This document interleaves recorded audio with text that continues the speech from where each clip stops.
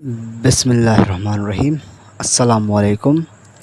अज़ीज़ान मोहतरम, last time हमने dimension पढ़ लिया और डायमेंशन की डेफिनेशन पढ़ ली थी, और उससे जो 3 डायमेंशन हमने पढ़ी थी, लेंथ, मास एंड टाइम, तो आज हम उसी का इस्तेमाल करते हुए कुछ क्वांटिटी की डायमेंशंस को डिस्कस करते हैं। तो पहली क्वांटिटी जो हमारे पास है वो है डिस्टेंस या डिस्प्लेसमेंट। आपको पता है डिस्टेंस क्या होता है कि हम लोग किसी पर्टिकुलर डायरेक्शन में कोई डिस्टेंस कवर ना करें।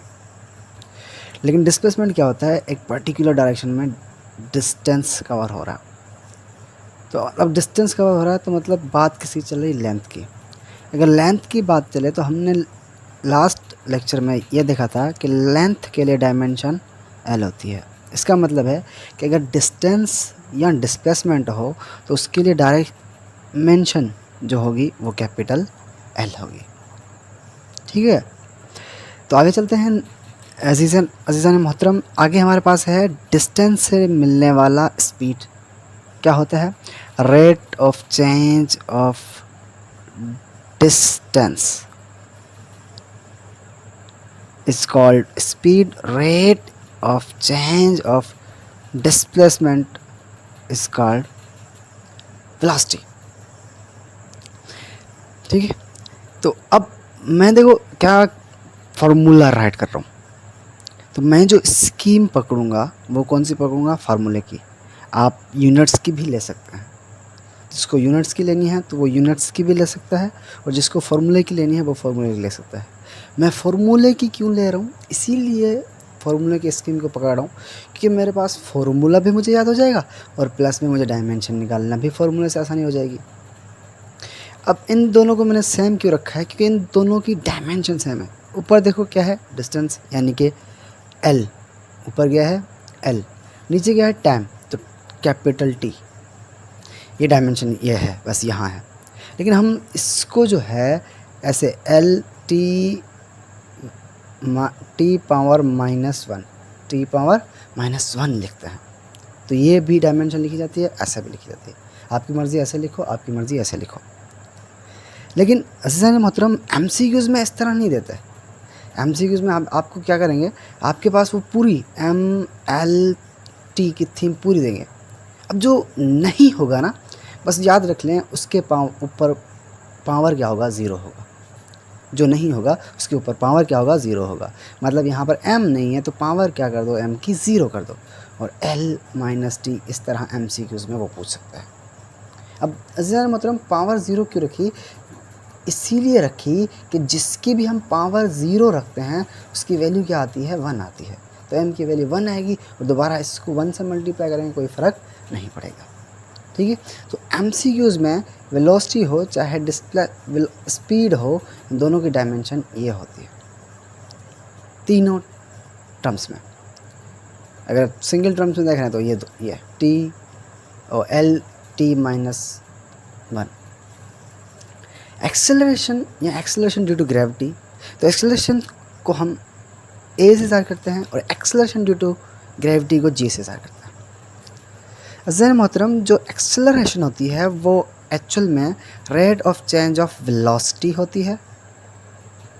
ठीक है, और अब इसका भी फार्मूला अलग से है जो वेट से निकलता है। वेट से निकाल लो, आप न्यूटन्स के लॉ से निकाल लो, तो वहाँ से निकाल सकते हो। लेकिन अगर आपको पता है कि इसका यूनिट और इसका यूनिट सेम है तो आप इन दोनों का इसका डायमेंशन निकाल लें, इसकी पता चल जाएगी। तो अज़ीज़ान मोहतरम, हमने अभी इसकी डायमेंशन यहाँ पे लिख के आए हैं, किसकी? वेलोसिटी की। ऊपर वेलोसिटी की डायमेंशन लिखी हुई है। क्या लिखी हुई है सर? LT-1। ठीक है, और यहाँ पर नीचे T है तो ऑलरेडी T आ जाएगा। अब देखिए यहाँ पर T का पावर क्या है? +1। ऊपर पावर क्या है? -1। अज़ीज़ान मोहतरम, अब यहाँ अगर नीचे +1 है तो ऊपर अगर इसको कन्वर्ट करेंगे तो क्या हो जाएगा? -1। ये माइनस का पहले से है और नीचे से एक और माइनस का आ रहा है। अज़ीज़ान मोहतरम, यहाँ पर हमें बेसिस जो हैं वो सेम नज़र आ रहे हैं। देखो T और T, अगर जब बेसिस सेम होते हैं तो मैथमेटिक का एक रूल है कि पावर उसके ऐड कर दिए जाए। तो इसके पावर्स को ऐड करोगे तो आपके पास क्या मिलेगा? LT⁻²।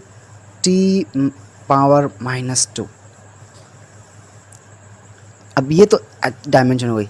तो एमसीक्यूज़ में वो किस तरह पूछ लेंगे सर जी, तो क्या नहीं है, क्या मिसिंग है, मिसिंग एम है, तो एम के ऊपर पावर 0 लगा देंगे और वो एल टी माइनस 2 करके पावर -2 करके पूछ लेंगे।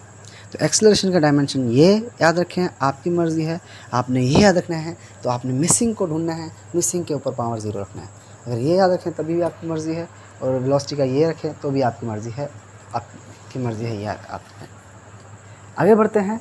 आगे जो हम बात करने जा रहे हैं ना, वो ऐसे ही क्वांटिटी की डायमेंशन निकालने जा रहे हैं, जिसको मैं ऐसे कहूँ ना कि बादशाह ऑफ डायमेंशंस। अगर इसकी डायमेंशन आपको आती है तो आप मैनी क्वांटिटी की आराम से निकाल सकते हो। तो वो क्या है, वो है फोर्स। फोर्स में क्या होता है, फोर्स होता है product of mass and acceleration. Sir ji mass है तो मास के लिए हमने क्या कहा था कि मास का कैपिटल एम। एक्सेलरेशन का आप भी अभी निकाल गए हैं, क्या था, एल टी माइनस पावर -2, ये था ना, हो गया डायमेंशन। देखो क्या आपको फार्मूला भी याद हो गया, आपका डायमेंशन भी हो गया। अगर आपने फोर्स का निकाल लिया ना, तो याद रखें कि आपके पास टेंशन फोर्स हो, चाहे इलास्टिक फोर्स हो, चाहे वेट फोर्स हो, चाहे सेंट्रीपिटल फोर्स हो, चाहे नॉर्मल फोर्स हो, ये जितने भी फोर्सेस हैं कि सारे के सारे की डायमेंशन यही रहेगी, चेंज नहीं होगी। अभी ये जो 4 क्वांटिटीज़ वैसे तो बनती 2 2 2 6 7 क्वांटिटीज़ हैं, लेकिन मैंने 4 कैटेगरी में करके लिखा है। सो आपको उम्मीद है ये समझ में आई होंगी। मज़ीद इस तरह दूसरी क्वांटिटीज़ में इंट्रोड्यूस नेक्स्ट वीडियो में करवाऊँगा इंशाल्लाह। तब तक के लिए अपना ख्याल रखें। अल्लाह हाफ़िज़।